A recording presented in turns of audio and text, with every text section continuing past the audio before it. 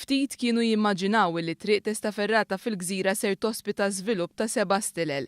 Iżda hekk ser isir fi żmien li ġej grazzi għal proġett li ser isir b'investiment ta' 120 miljun euro. Investiment li żdied wara bidliet li jagħmlu l-iżviluppaturi riċentament. Tkellimna dwar dan mal-proprjetarju tal-kumpanija Metropolis Jalal Husni Bey. Tkellem dwar kif pajjiżna hawn nuqqas kbir ta' appartamenti u uffiċini lussużi. Catering to a higher level of people that Malta today does not cater to, because although there is a huge oversupply of basic apartments, there is a very short supply of luxury high-end offices and apartments in the country.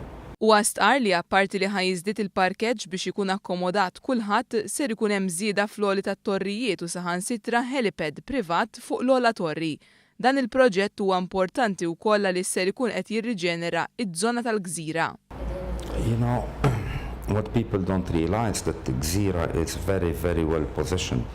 If it's not amongst the best locations in terms of accessibility, vicinity to Slima, to the port, to the leisure port, and so forth. The roads are wide, so it will definitely be the future new, let's say, central Malta area.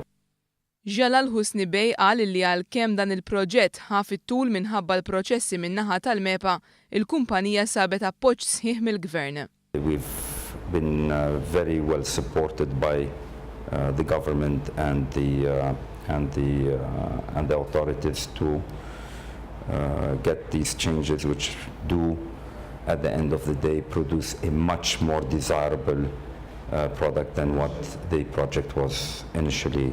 Fil-fatt, l-investituri barranin qed iħossu li l-ħidma tal-Gvern biex inaqqas proċessi żejda qed tiffaċilita aktar l-investiment barrani. And I believe that with the new government in place, they've been very dynamic into attracting and opening up what Malta is all about to the world, and that is coming and moving at a very good pace. To be frank with you, I mean, you can see it, you can feel it. That even myself traveling abroad, I hear much more talking about Malta than in my past 15 years that I've been coming to Malta.